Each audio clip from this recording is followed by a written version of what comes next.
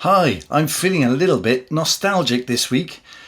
I've had a number of things happen that have taken me back to my Welsh roots, and in particular, one great saying. If you want to be a leader, be a bridge. Let's get started.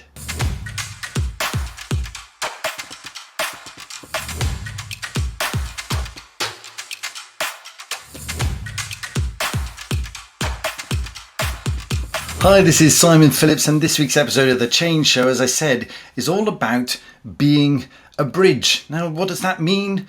How can we implement that, and how can we use it to enhance our leadership skills? That's what I'll be talking about, and I'm going to break it down into three areas. The first is to relate to you a story about my Uncle Viv, and the second is to tell you about a Lifetime Achievement Award ceremony that I attended this week.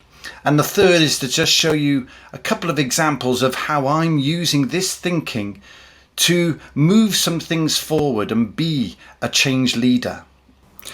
But before we get going, let me share with you a poem that I came across this week, which I think is fantastic and really sparks some good thinking in this space about building a bridge. An old man going a lone highway came at the evening, cold and grey, to a chasm vast and deep and wide, through which was flowing a sullen tide. The old man crossed in the twilight dim, the sullen stream had no fear for him, but he turned when safe on the other side and built a bridge to span the tide. "Old man," said a fellow pilgrim near, "you're wasting strength with building here. Your journey will end with the ending day. You never again will pass this way. You've crossed the chasm deep and wide. Why build you this bridge at the evening tide?" The builder lifted his old grey head. "Good friend, in the path I have come," he said, "there followeth after me today a youth whose feet must pass this way. This chasm that has been naught to me, to that fair-haired youth may a pitfall be. He too must cross in the twilight dim. Good friend, I am building this bridge for him." Now that poem was by a lady called Will Allen Dromgoole back in the 19th century, but I think it still holds true today. So this week marks the end of my Uncle Viv's life.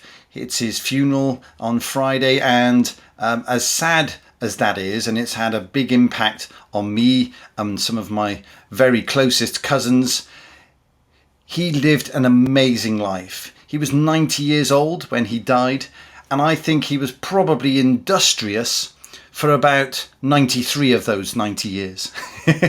He never seemed to stop, and he's been an absolute constant in my life. So when we gather this week and think about him and celebrate his life, I'm sure there'll be lots of stories of the different things that he actually did. It wasn't always about what he thought or how he sat and pondered things. It was much more with him about what he did. And I think that is something that is a challenge for all of us. We can all have great ideas. We can all have brilliant things that we might want to do one day. But unless we make a start, unless we do some of those things, it'll never happen. And that's what Uncle Viv passed on to all of his kids and those of us in the family that were close enough to him to sort of get that vibe. It was all about doing things. It was all about making things happen. And in his case, it was making things out of nothing. He grew flowers from seeds and sold them. He made jars and jars and jars of pickled onions to sell at Christmas. It was unbelievable, the sheer volume of things that he seemed to get through, even in the very later years of his life. But the big thing that I noticed about Uncle Viv was his desire to uphold traditions. Now, traditions are the fabric which weave us together as families and communities and enable us to know our place in the world. And Uncle Viv was really keen to ensure that those traditions were passed on. So for example, there's a long tradition in the Phillips family, literally centuries, where the eldest son of the eldest son has been called Nethercott in their middle names somewhere. Now, I don't know the whole story, but I do know that my Uncle Viv's eldest brother did not call or did not put the name Nethercott in his eldest son's name. So my Uncle Viv took it on himself to do that. Now you may say that's a poison chalice, but actually I think it's fantastic that my cousin Jeff goes around and one of his middle names is Nethercott, and he can trace that back literally centuries back to the our past in southwest England. So that's my Uncle Viv building a bridge between our heritage and the future. The second story I want to tell you this week is about a guy called Paul Rees. Now he was my eldest son's first athletics coach. And on Sunday, I attended an event that was effectively a Lifetime Achievement Award that was presented to him by all the people at Bournemouth Athletics Club. Now I knew Paul had represented Wales in throwing competitions back in the 70s. What I didn't know was just how prolific he was. So he actually led the Welsh athletics team for 9 years. And when he finished his own career, he decided to go into coaching. And for him, his favourite saying was the one I said at the top of this: if you want to be a leader, be a bridge. Now that's an old Welsh proverb, and it has a lot of meaning in the sense of being a coach for someone. Because Paul's mentality was, I know a lot of things, I have a lot of experience, and I really want to ensure that that's passed on to the next generation of athletes. He was not only an athletics coach, he was also a powerlifting coach. And the people that he's trained over the years have gone on to international success in both areas. And in many ways, that's the real embodiment of this quote. He's building a bridge for others to follow. Now, in my L4 framework, I talk about live, love, learn, and leave one legacy. It's in this leave one legacy space that this concept of building a bridge really comes to the fore. Okay, let me share with you a few examples of how I've been building bridges this week. And hopefully this will give you some insights as to how you can do it too. So the first one is a very simple thing that you can do if you're active on LinkedIn, for example. So this week I had 2 different people I was communicating with. One who is a financial director, and she's learning how to become a coach. And she said, Simon, if you know anybody that wants to be a guinea pig, then, let me know and I'll get in touch with them and I will be able to practice with them on some of my new coaching skills. And the other person is someone that's between executive jobs. And I was chatting to him and asking what his aspirations were for the next role. And it suddenly occurred to me, I need to connect these 2 people. Effectively, I was building the bridge between them. And now they're set up, ready to go, because the coach trainee is going to get some great practice, and the person who's between roles, trying to make his mind up, trying to think things through, is now going to have some really great insights from someone else.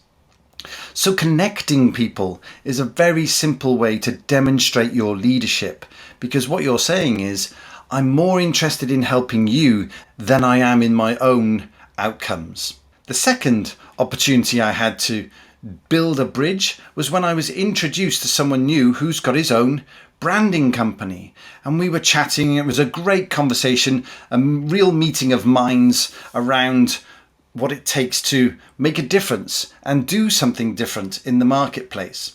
And it struck me that I'd had a lot of conversations over the years, because I'm an active network. I'd had a lot of conversations where made a great connection, but then there was no real impetus to follow up. So I paused and I said, this has been a fantastic conversation, and my concern is that nothing will happen after this conversation unless we say, let's do something. And so very quickly we made a plan to put a specific event together that's going to show people in that branding space what it takes to really make a difference there, and how branding your change efforts can make a real distinction when it comes to beating down the walls and breaking through the noise that is everybody's challenge right now. So that was me doing something, picking up on the approach of my Uncle Viv and just saying, let's do something. So who can you initiate a project with this week? Who have you got a good emerging relationship with, a good conversation going? Give them a call and just say, what can we do together? What could we do that would make a difference to help you and potentially help me in the process? Let's build that bridge between us. So the third example I've got for you is another very simple one. I had a great conversation with someone who's got a tool that he thinks would be useful for the people in the Changemaker group to go out there and support our clients. So what I did was just set up an opportunity for him to talk directly to everyone else in the group. And we've recorded it to ensure that everybody gets the opportunity to tune in and see what's possible. So effectively all I've done there is build a bridge between him and the experts in our group. So have you got that mindset? Are you constantly looking around you and thinking, who can I connect? Who can I ensure has a bigger opportunity to expose what they're doing to more people? And how can I help? You see, I truly believe that bridge building is so much more useful than wall building.